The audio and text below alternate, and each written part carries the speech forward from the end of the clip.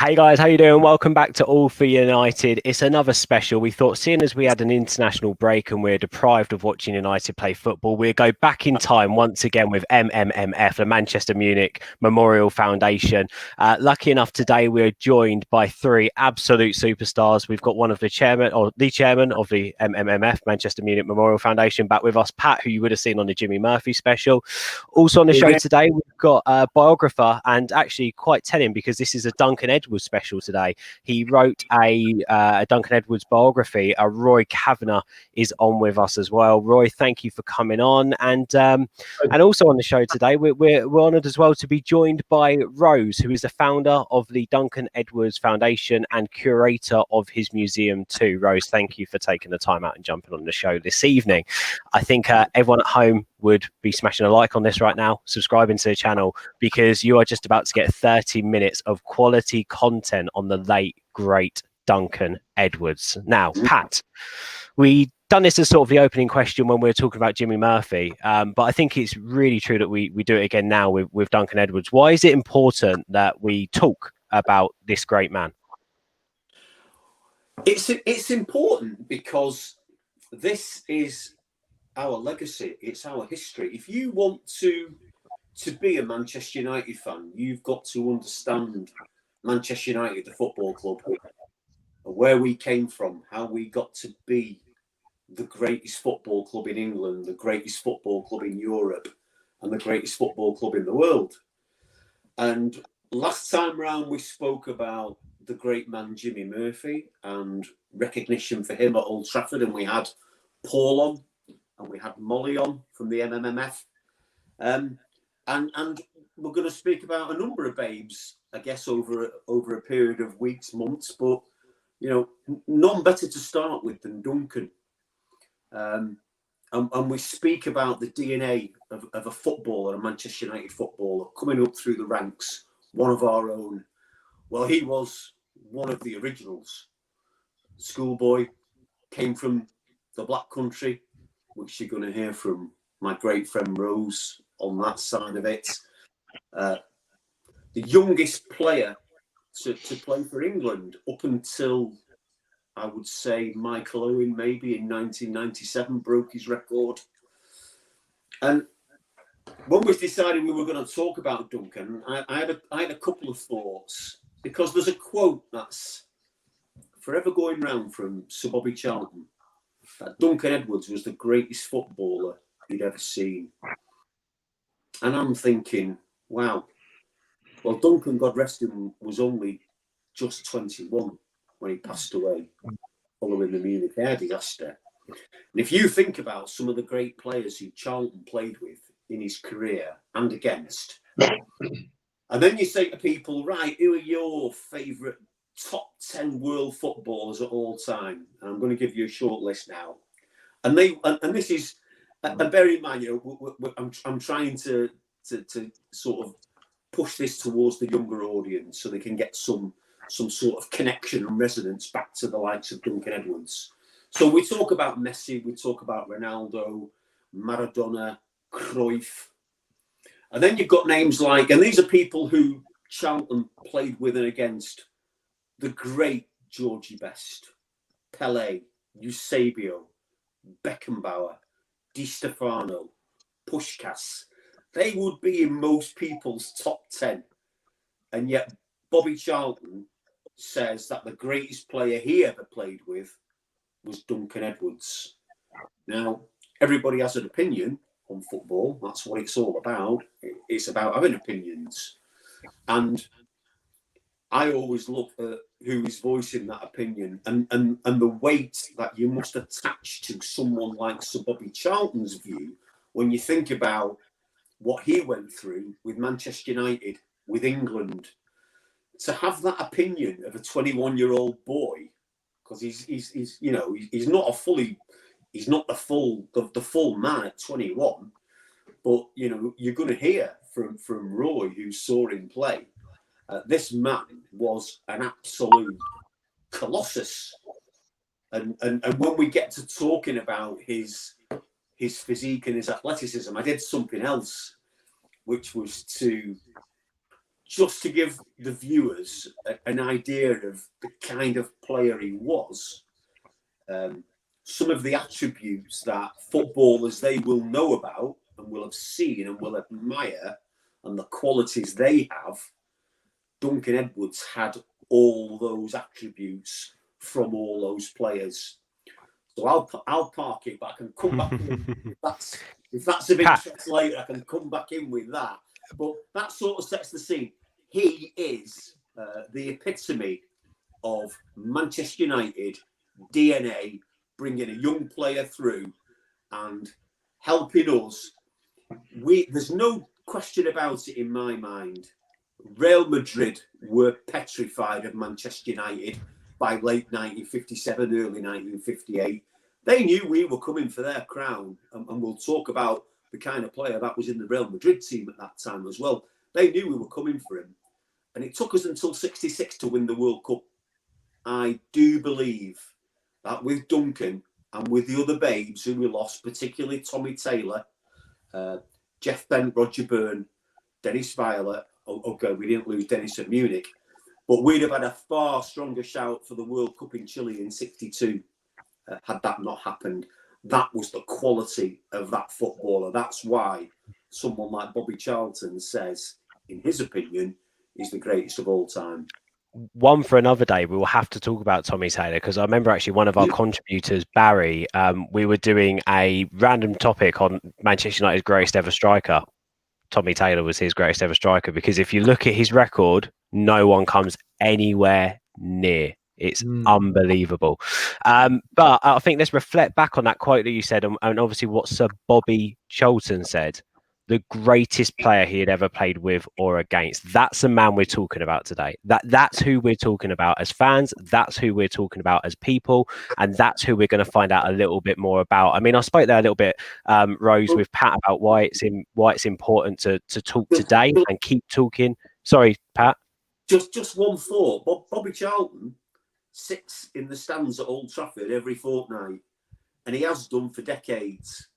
And he is yet to say any other Manchester United player or any other visiting player that he's seen play, like we saw Maradona there in '84. You know, no one's come close to Duncan, and that's, you know, that bar is there, and he's never got close to it. Or Bobby Charlton. So it wasn't just a view back from the 50s and 60s. It's a view that's held right through the decades to now.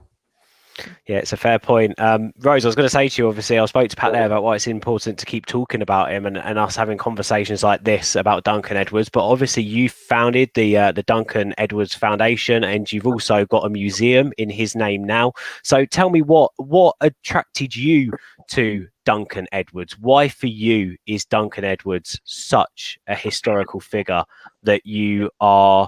What's the word? Let's say that you are championing on even a day-to-day basis with your museum. For me, as a Black Country historian, he's a huge character in the Black Country, our most famous son in Dudley, without a doubt. But it is the fact that he came from a very, very working class background. All the babes did. But speaking for Duncan, because he's from my hometown, he came from a very working class background, very humble beginnings. But he had this dream that he wanted to be a footballer. He wanted to play for Manchester United, and that's exactly what he did, and that's what he achieved. And that's the story that I tell the school children now when I travel around the schools, or when the school children have started to come up to the museum now. That's the story that I tell them, that you don't have to be rich, you don't have to live in a big house. You just have to have the ability and the belief in yourself. And for me, Duncan, being a lad from my hometown, is something that I'm very, very proud of. So setting up the museum was it was done during lockdown. I didn't set out at the beginning of the year to open this museum, but we have, and it's been very, very successful. And it's not just Manchester United fans. It's not even necessarily fans of football. It's people that want to hear Duncan's story, that love the fact that he never forgot his roots, even though he went up to Manchester and made that home. He was a black country lad, and he was just doing a job that he loved. Yeah, and it sounds like from what you're saying there, he worked frigging hard for it as well to become the player that he was. I can't wait. I'm going to come back over to you in a second, Rose, and ask you more about him as a man too, because I think it's important that we learn a bit more about him off the pitch as well as on it, and anything you know about that, because it all shapes his personality. Roy, thank you for being patient. I know we've had 10 minutes and you haven't had a word in edgeways yet, mate, but I'm going to come over to you now. Look, there's a lot of work that goes behind a biography, and as an author, you could literally write about any one of those Busby Babes, and I know you have done, but let's face it, Duncan Edwards is what it's always going to be one of those stories that goes down in history. So you watched him play. What made you go from watching him play to wanting to put a piece of work together about him? Well, yes, I did see him play. The first time I saw him play was probably late '54. I can remember vividly seeing him play in 1955, and I was at Old Trafford for his last game for United in Manchester, which was the Ipswich Town Cup tie in January '58, a week before they played at the Arsenal and 10 days before they played in Belgrade. So I saw quite a lot of his career, not just in the first team. I saw him in the youth team as well. The Busby Babes were a magnificent team. If I'd have concentrated more on my 11 plus, which I failed in 1958, instead of thinking Wood, Folkes, Byrne, Coleman, Jones, Edwards, Berry, Whelan, Taylor, Violet and Pegg, I possibly would have had a much better education. I wouldn't have had a better life because I've enjoyed my life. But when I started writing about the Busby Babes, the one player I wanted to write about was Duncan Edwards. I lived very close to Eddie Coleman, actually. I lived quite close to where he lived. But Duncan Edwards was actually awesome. If you go from 1958 to date, you're talking of 62 years. And in all that time, and I'd watched them for another 3 years, so I've watched them for 65 years. The 5 names that come to mind for Manchester United are Duncan Edwards, Bobby Charlton, George Best, Dennis Law and Eric Cantona. In my opinion, Law and Cantona were the 2 greatest signings. Best did play 10 years, which when you talk about the greatest United player, Duncan sadly is inhibited by the fact that he very sadly could only play 5 years. It's a testament to him that if you think he did only play 5 years, and yet he's still revered all those years on by people who saw him play, played with him and played against him, not just with United, but with England as well, about how great a player he was. I actually saw him play at number 5, which is centre half, centre back for young people. I saw him play at number 9, which is centre forward. I saw him play at number 10, which is inside forward. And of course, I saw him play at number 6 a lot, which was left half. And that was his natural position. But he was so good. He demanded the ball, dominated the pitch and dominated the team. But he had very, very good players around him in Roger Byrne and Tommy Taylor and Dennis Violet in particular. You were talking of world-class people. And when Pat was talking there about the World Cup, I am convinced the year they would have won it, Pat, would have been 1958 in Sweden, because 1962 was in Chile, South America. I spoke to Jimmy Greaves about that. There were problems over there. But in 1958, in May 58, June 58, that England team with Roger Byrne at his prime, with Duncan Edwards at his prime, with Tommy Taylor at his prime, I tell you, they would have took some beating. They actually, in the end, got beat by Brazil. But I think they would have won the World Cup in 1958. And I did one book called The Unfulfilled Dream, where I wrote about the Busby Babes, but I also wrote about what if. That was the last chapter. What if they hadn't died? And I imagine then from 1958 to 1968, when they won the European Cup, because Duncan would have only been, what? He would have been 34 in 1968. He'd have only been 29 when England won the World Cup in 1966. And it's easy to say this, but you know the story goes around. But would Bobby Moore have even played for England because of Edwards' prime position as number 6? Yeah. And I finished that book with the dream of how Duncan Edwards, it's a perfect 40-yard pass out to Georgie Best on the wing, who twists and turns, passes the ball back for Bobby Charlton to hit a terrific shot, which the goalkeeper parries and Dennis Law puts it into the net. He was a magnificent footballer. And I'll try later on to actually read for you, because Bobby Robson, a marvellous man, Sir Bobby, who managed England, of course, Ipswich, Newcastle, he actually did the foreword for us in this book.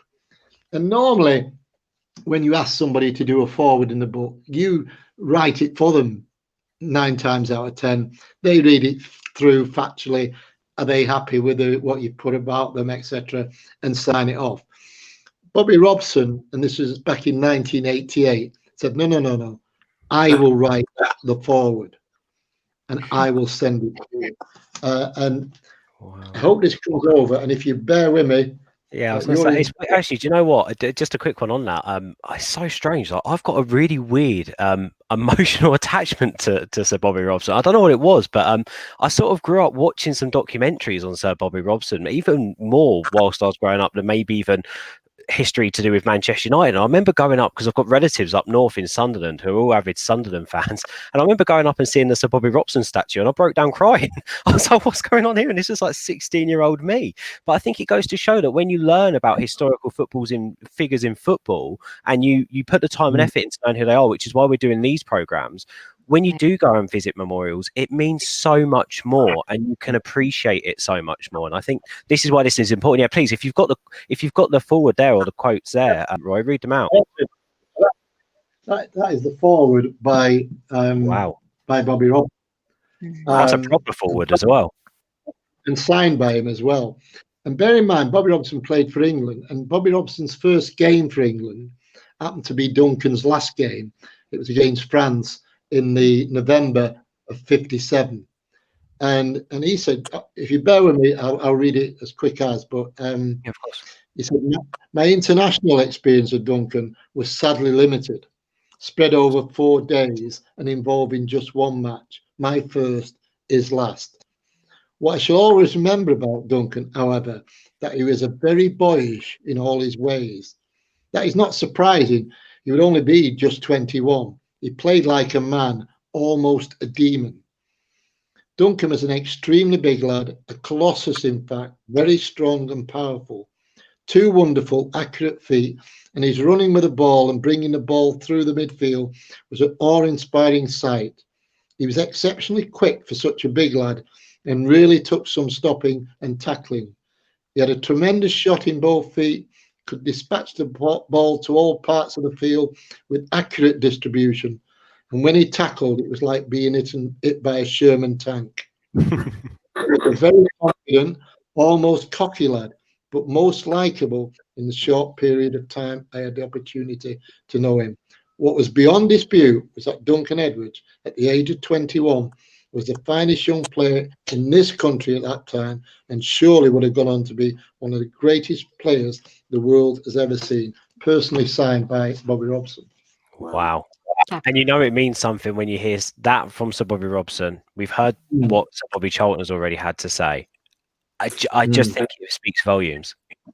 Terry Venables, when he was the England manager, actually said as well that in his opinion, Bobby Moore wouldn't have been the England captain to lift the World Cup in '66. It would have been Duncan. Yeah, I remember that as well. Yeah. I mean, let's quickly. I want to. Sorry, Roy.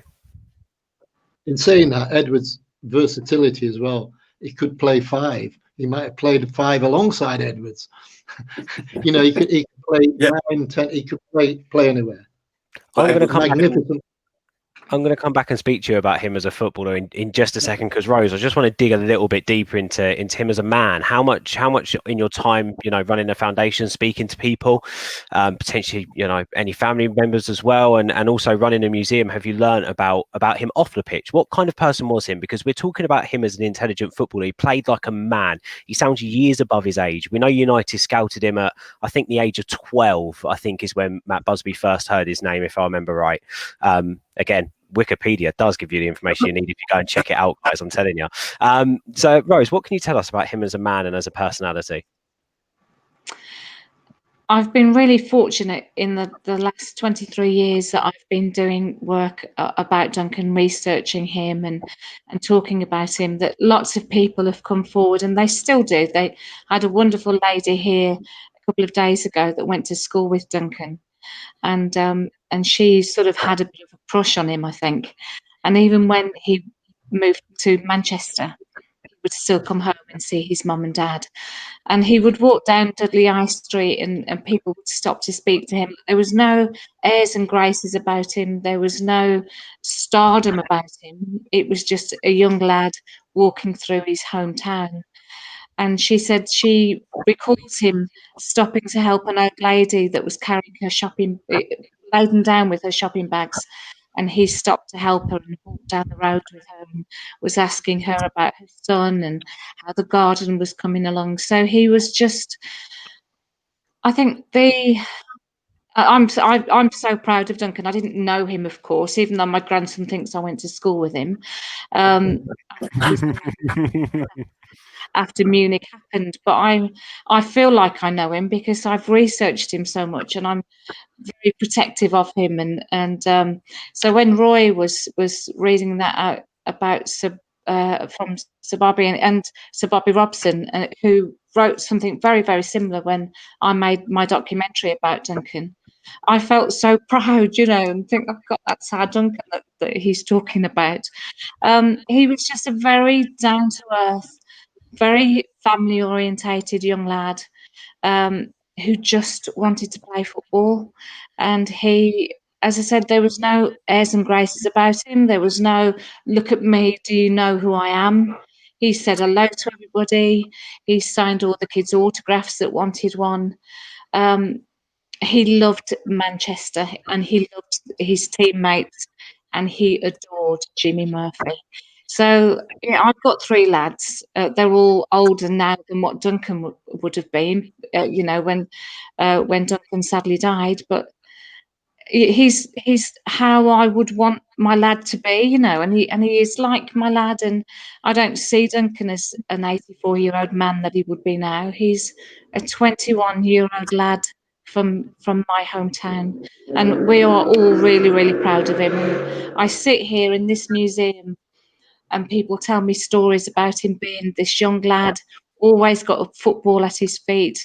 And if it wasn't a football, it would be a brick or some newspaper rolled up, as long as he could kick something.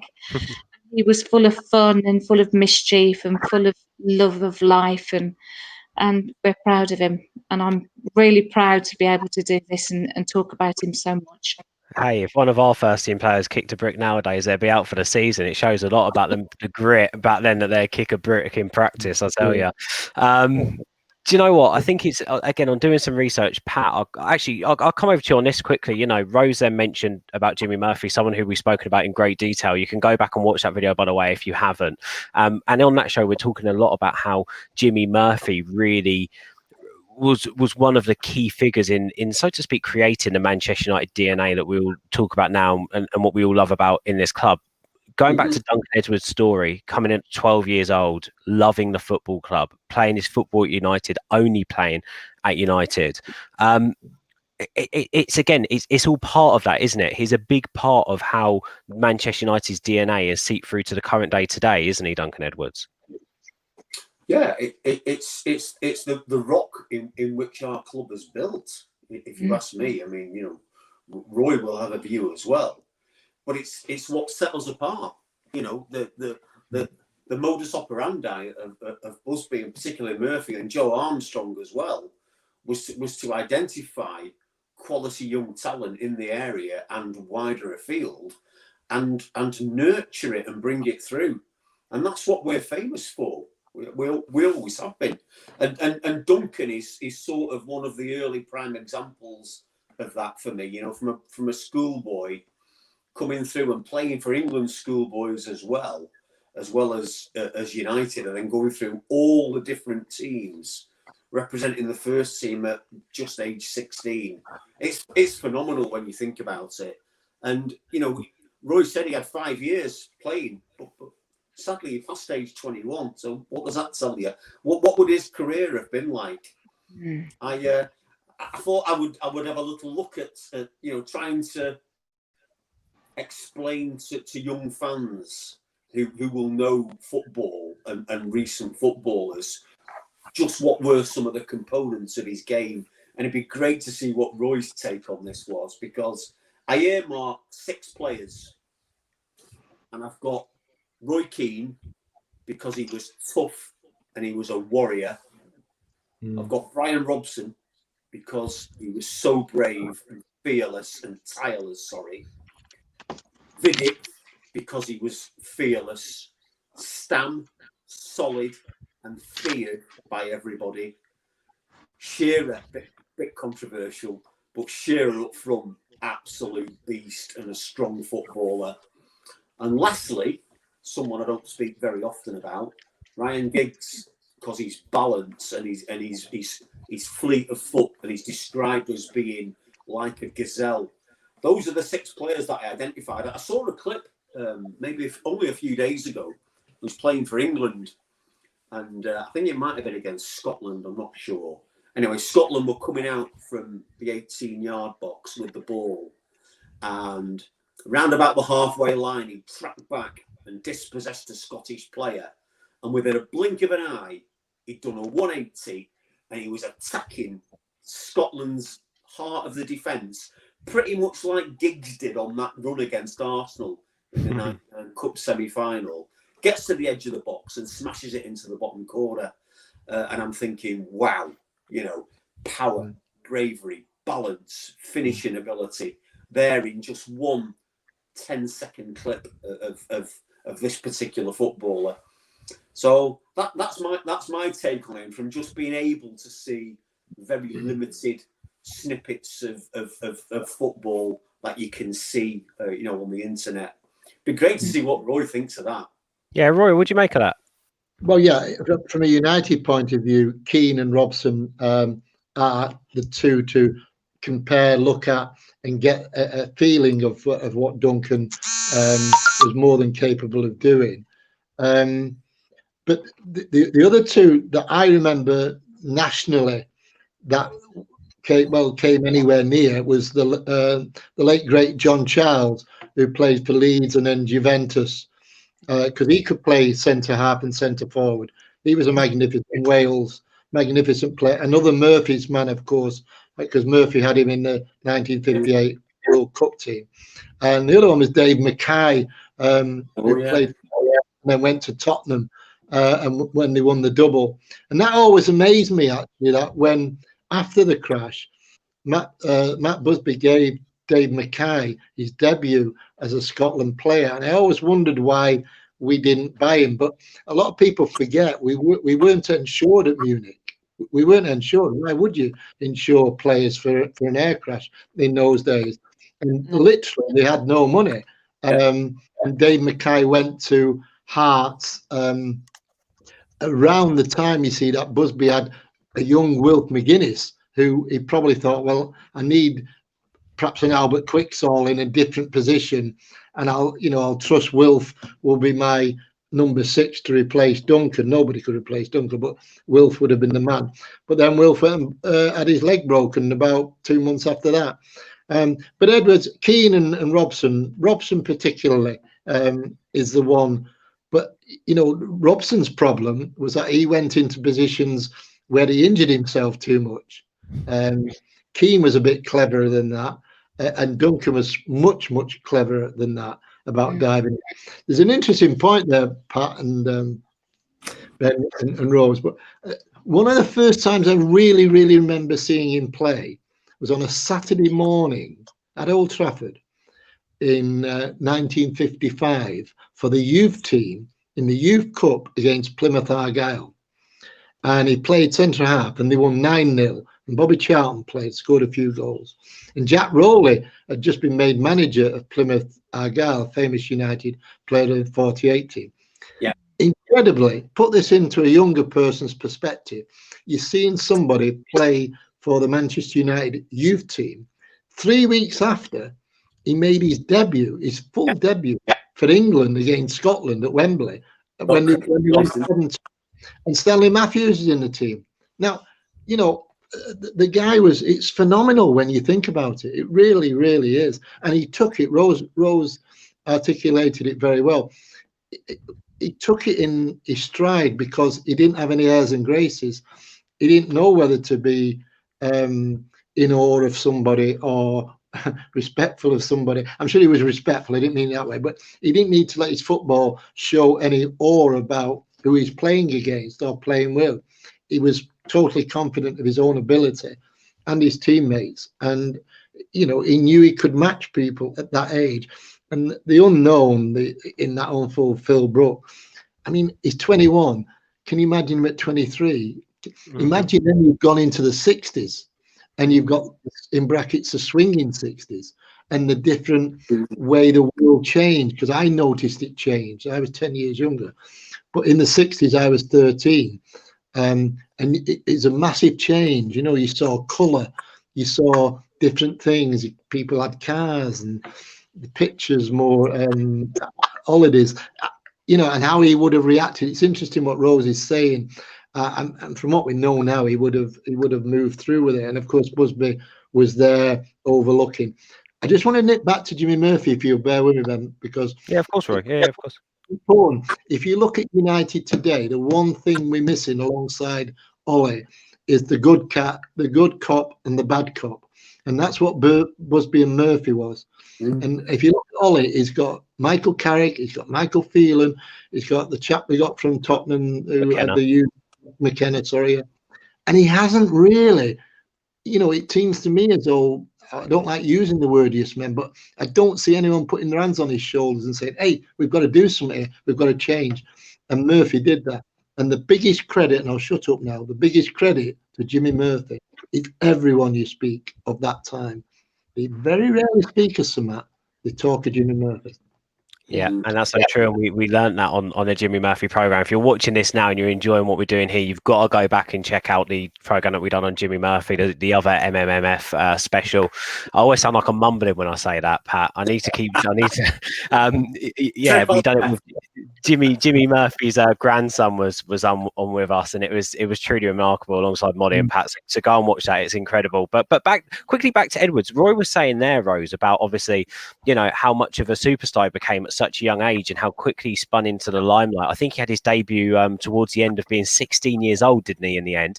And I was reading when I was doing the research for the show that I don't even know if he had turned 21 at the point of when it was Billy Wright was retiring from England and they were looking for a new captain. And I was reading that Duncan Edwards' name was being put forward to become England captain at that point. So although he was such a young player with so much to learn, although incredibly gifted, but it looks like he had the respect of so many of his peers at such a young age for his ability, not just on the pitch, but as a leader as well. Absolutely. I was really fortunate when I made the documentary about Duncan, because I interviewed people like Sir Tom Finney and Nat Lofthouse, who, you know, absolute greats of British football. And they all said the same thing about Duncan, that he would have followed in Billy's footsteps. And there's a huge connection between Billy and Duncan, which I touch on in my museum, because Billy was a bit older than Duncan, but certainly didn't look upon Duncan as this kid. You know, he was his contemporary, he was his equal, and undoubtedly believed that Duncan would become captain after himself, and this connection between Billy and Duncan just followed on throughout Duncan's very short life. The Munich air crash happened on Billy's birthday, and Billy became one of his pallbearers. And Billy's daughter, lovely Vicky, said that Billy never really celebrated his birthday again because of what happened on his birthday, and that he held Duncan in such high esteem, and was at that time, Wolverhampton Wanderers was a fantastic team.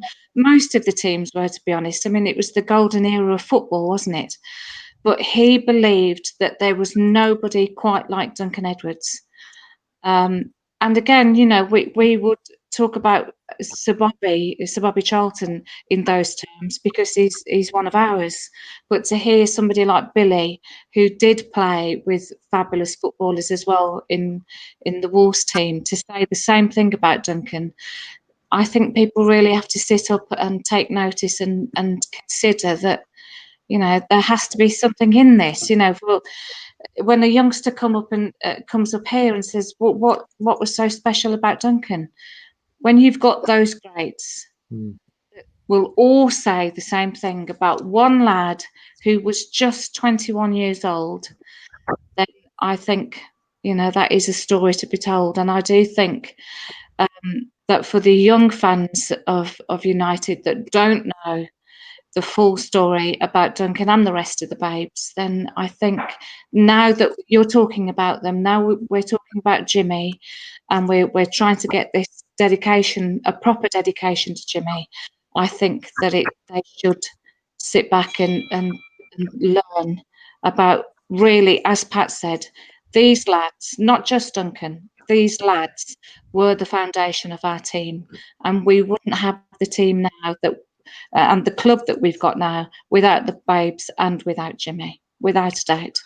Well said, really well said. And I think also, quotes aside, because, you know, some people say, oh, even though respectable figures, you know, sometimes talk can be cheap. But let's face it, look at what Duncan Edwards did. As Pat said earlier on, just look at it. He was the youngest debutant for England, and that record wasn't broken until Michael Owen many years after. On top of that, I also think I read another statistic that he was also the youngest player to ever play at the time in top flight English football as well. Again, that says it all. That says everything you need to know.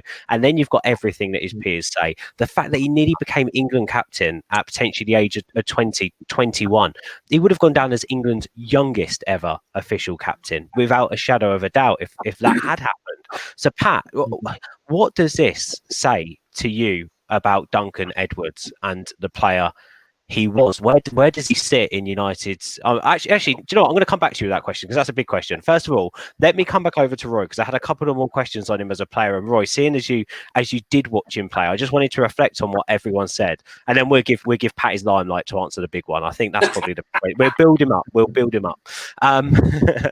So we've heard that he played like a man. We've heard about everything he achieved from a young age. And you've also told us how he obviously played in defence, he played in attack, he played in midfield, played on the wing. So the one thing that keeps standing out to me isn't the fact that we're talking to him about, well, we're saying that he's an incredibly skillful footballer. But to me, what shines above everything is his footballing intelligence. He just sounds like a very intelligent footballer that, as Rose said, dedicated his life to mastering the art of what is football if you really put yourself to it. Would you say that's a fair assessment? And how would you assess? Yeah, I mean, he most definitely had a old head on young shoulders. I think that the thing summing up is that he was totally confident of his own ability, and he was already at 21 able in his own mind to be able to look after other people on the pitch who may be not playing as well. He just had that inordinate knack of knowing where danger was and whatever, and leadership. I mean, I think it would have been very interesting. Billy Wright, I think it was 1959 when he retired. And my only worry is that the selectors, of course, in those days were absolutely awful. I mean, you didn't. The manager did not pick the team. The team, the England team, was picked by selectors, chairman of about 10 league clubs, and you had a lot of favouritism going around. And it was Sir Alf Ramsey in 1962 who demanded that he would pick the team. Now, in 1962, Duncan would have been what, another 4 years? He'd have been 24, 25. I'm convinced then Ramsey would have said, right, you're the man, and Yep. you're going to lead him. Just one final point with Ramsey. Duncan's last game at Old Trafford was, as I said, was the cup tie against Ipswich when they won 2-0. I went to the game, and it was against Ipswich Town, who were managed by Alf Ramsey, which was quite ironic. Just another quick one, Roy. How did watching or going to the game, knowing that you're going to watch Duncan Edwards play, make you feel? Because I remember through obviously my eras, the best footballer I've seen, and I have been most excited to watch, if I'm talking about a week in, week out basis, has to be when we're seeing the best of Cristiano Ronaldo. I couldn't wait to see him on that football pitch. You know, I can of course appreciate players like Paul Scholes and can't wait to watch him play. You know, at times obviously Michael Carrick, Wayne Rooney. I was a massive Ruud van Nistelrooy fan as well. I'd put my life on him scoring in every single game. But that's my era of growing up watching football. So what about you when you was going in week out to see Duncan Edwards play? Was it a similar feeling? How did it make you feel? Well, as I say, he's absolutely incredible. I would just like to put hands on shoulders just 1 minute, and perhaps don't record this, but what I would say is that they were an absolutely magnificent team. And Byrne at left fullback was incredible. Eddie Coleman with his swivel lips and everything. Tommy Taylor, as we said, Dennis Violet, Billy Whelan, Johnny Berry on the wing, David Pegg, who would have been a dream in the 1960s for the media people. And the one who shone out was Duncan Edwards. But he didn't, I have to say, he was that good, but the rest of the team were also good. He didn't shine out 90% of the team, if you follow what I mean. The rest were magnificent players as well. But at 21, you just looked at him and you didn't see him. You didn't think of him making mistakes or, not pulling the game out of the fire if we were behind or whatever. A little bit like you had with Keane in the 90s and Robson in the 80s. But he was an absolutely credit to himself, a credit to the town of Dudley, a credit to Manchester United, a credit to English football, and a legend who will never, ever be forgotten in the annals of our great club. Fantastically said. And Pat, with everything that's been said, where is he in terms of the all-time United greats, Duncan Edwards, for you? He's, well, bearing in mind that I'm 10 years after Roy, so my heroes are George. Oh, really? Roy looks a lot younger. but a little boy in the late 60s, early 70s going to watch Manchester United, and you get to see Georgie Best, Bobby Charlton and Dennis Law. I can imagine what it was like to go and see the Babes, because they're the reason that we become United fans. It's families, it's generations, and I love those boys, and the work we do is to make sure that they are never ever forgotten. I will say to any young person watching, at least once in your life, come to Munich. Yes, there's a memorial every year at Old Trafford, but our organisation, we organise the memorial at Manchester Platz every year. It's a pilgrimage to pay homage on behalf of United fans to those boys, so that they're never forgotten. And that's the charitable work that we do down in Munich with young people down there through the mayor's office, with Bayern Munich, looking after young asylum seekers, young disadvantaged kids, doing it in the name of the Babes so they're never forgotten. And then we do it over in Belgrade as well. Harry Gregg asked us to go and do something in Belgrade for him, God rest him, before he passed. So we want to make sure that their legacy is never forgotten, because they were the greatest team. And Duncan Edwards was, for me, he's like the Koh-i-Noor diamond in a, is there a film, what is it, The Two Towers, or The Hobbit, that kind of stuff, where you're in that dungeon and you've in that cellar and you've got all those diamonds and the dragon, and there's just jewels everywhere. And then there's one that sparkles that little bit more. That's the one that they're trying to find. That was Duncan. He was that extra sparkle. You see, I said before that, you know, there was a dynasty in play in Europe, and we spoke about it, about Matt and Jimmy conquering Europe and the fight they had with the FA. And Real Madrid were the royals. They were the masters. But they knew that United were coming for them. And it was Duncan. You know, they absolutely feared him. Some of the people they had in their team at that time, Di Stefano, Puskas, Gento, Santa Maria, Marquitos, Copa, the Frenchman, they were brilliant. They were absolutely brilliant. But they knew Manchester United were coming for their crown and they were going to take it very, very quickly.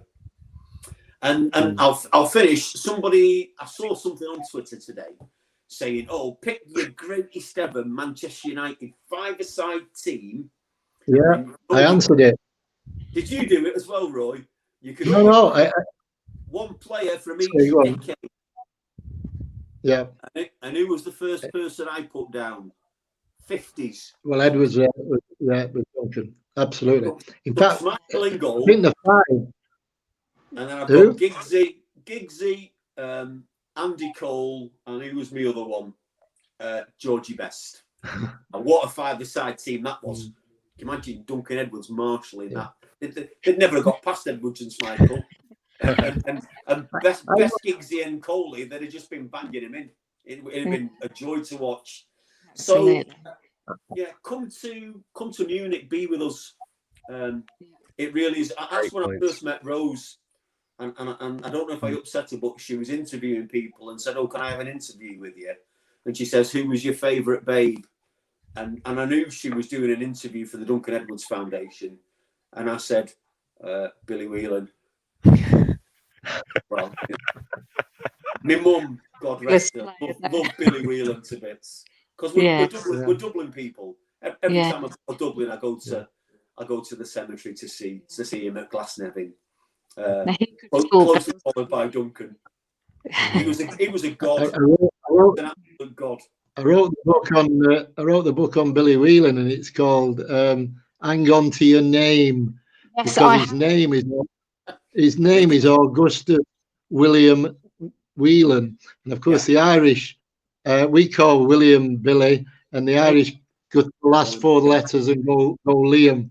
And Johnny Carey said to him, "Whatever you do, hang on to your name because the Mancunians will take it from you."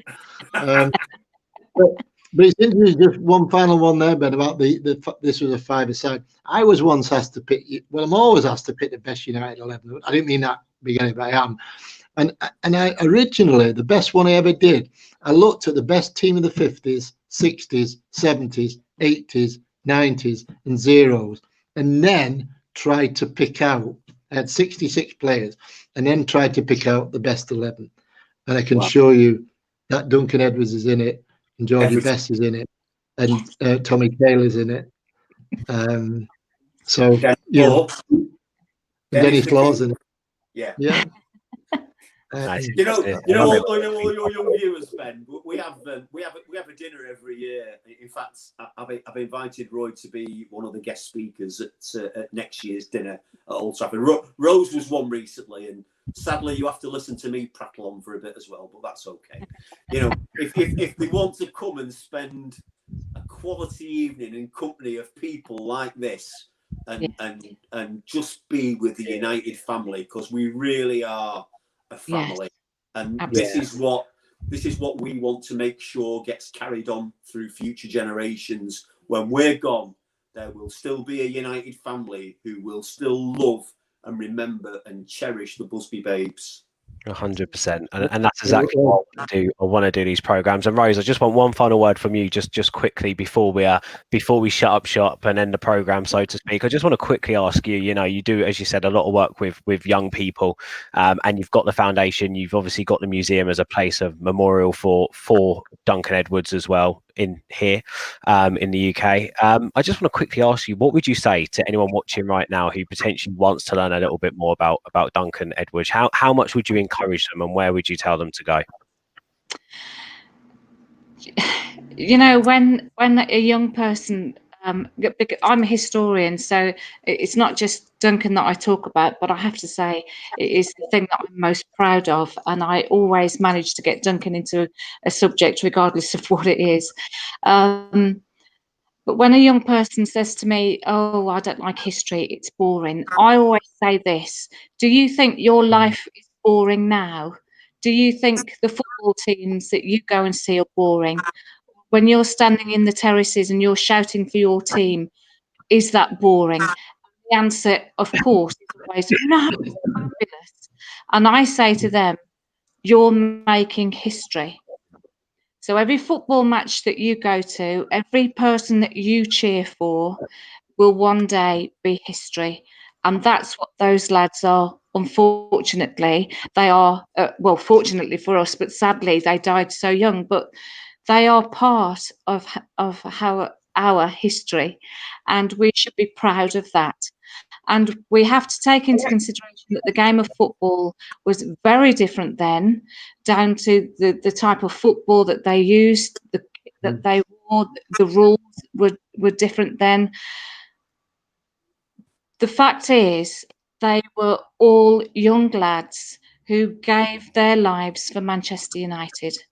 And the fabulous multi-million pound club that we have now is because of the likes of those lads.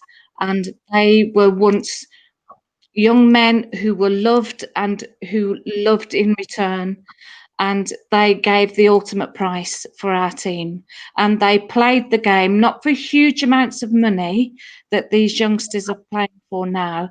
They played it for the glory of wearing the shirt. So look at the names of those lads that died in Munich. Each of them have got a story. They were all fantastic players. Choose one of them. Doesn't have to be Duncan, even though for me I hope it is. Choose any one of those 8 lads that died and read up upon about them. Look on YouTube, go on Wikipedia, read Roy's books, come to the MMF dinners, and just choose one and learn about that one player. And you will see why the likes of the MMMF, people like Roy, people like myself, want to keep these lads' names alive and for the younger generations to learn from. They are an inspiration on and off the pitch. And if you don't like history of our club because of the Busby Babes. I tell you what, this has been the best 52 minutes of my week, guys. I've loved every second of this. This has been absolutely brilliant. And I hope everyone out there is watching this, appreciating it, because talking to Roy, Rose, Pat about conversations like this, of course, we'd rather do it around a table in a pub somewhere, or somewhere that's we can have a drink in hand. But the fact that we're able to do this is just incredible now, and we're using it for what it needs to be used for. And like you said there, Rose, that was such a powerful statement. These guys are history. We're living every day when we watch something or we watch a footballer, we're living through history, and we've got to keep the history alive as well and keep having these conversations. I can only thank you guys for taking time out this evening and coming on the channel on All for United and for having this conversation. Just quickly before we wrap things up, Rose, just quickly tell us, where can we find out a little bit more about the Duncan Edwards Foundation, and where can we find out a little bit more about the museum as well? The museum is in the heart of Dudley. It's just about 100 yards from Duncan's statue and the house that his grandparents lived in too. So we have our Facebook page, which is the Duncan Edwards Foundation and Museum. We also have our website, which is www.duncanedwardsfoundation.co.uk. It's free to get in. All the collection is my own. It's what I've collected over the last 23 years and what my wonderful Red family have donated as well. So come down to Dudley. I'll take you on the history tour of Duncan, take you to his grave, his statue, the house that he grew up in, where he signed for Manchester United. And I tell you about the other babes as well, because they've each got a fantastic story. So I hope that people that come learn about Duncan, but go away wanting to learn more about the other babes too. Rose, sooner rather than later, I'm going to take you up on that offer. I'm going to come out that way, and I'm going to come and see you, and we'll have a proper chat, and you can show me everything that I need to see and know. Rose, keep up the amazing work. Honestly, please keep it up, because what you're doing is incredible. Roy, where can people find your biography on Duncan Edwards and more of your work as well? Because I know you're such a brilliant author. Yes. That's very kind. Well, they just go on to Amazon. The Duncan one's a very, very popular book.